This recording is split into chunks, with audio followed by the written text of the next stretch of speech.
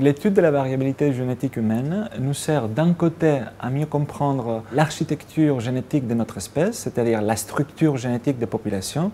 et de l'autre côté, plus appliqué, ça nous sert à mieux comprendre notre relation et nos différentes susceptibilités aux maladies infectieuses.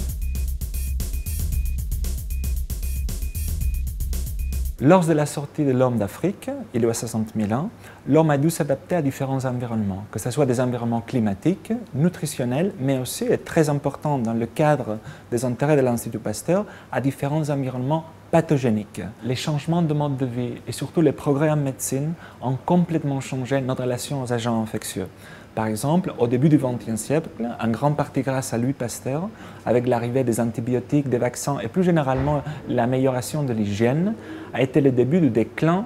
des maladies infectieuses. Or,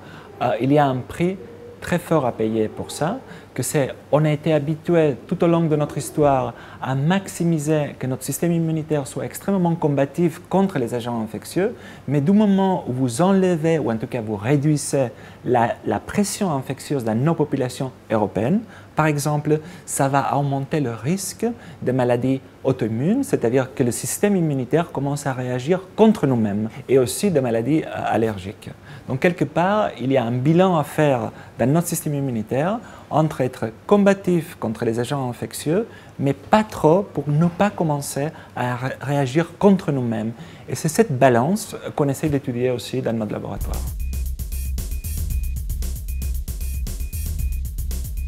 À Pasteur, notre contribution, c'est essayer de comprendre dans quelle mesure notre variabilité génétique, qui nous distingue à tous, soit entre deux individus, soit entre populations différentes, dans quelle mesure cette variabilité génétique contribue soit à la susceptibilité aux maladies, soit aux différentes réponses aux traitements thérapeutiques.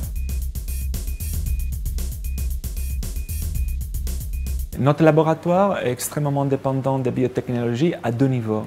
Un niveau de séquençage, c'est-à-dire la génétique humaine nécessite de plus en plus de séquençage de génome entier, ce qui est extrêmement coûteux. Et de notre côté, on est extrêmement dépendant des biotechnologies en bioinformatique. La production de données va relativement vite, même en étant très coûteuse, mais surtout, on a besoin de stockage et de pouvoir faire des simulations à haut niveau pour mieux comprendre éventuellement comment la variabilité génétique influence soit nos susceptibilités aux maladies infectieuses, soit la réponse au traitement.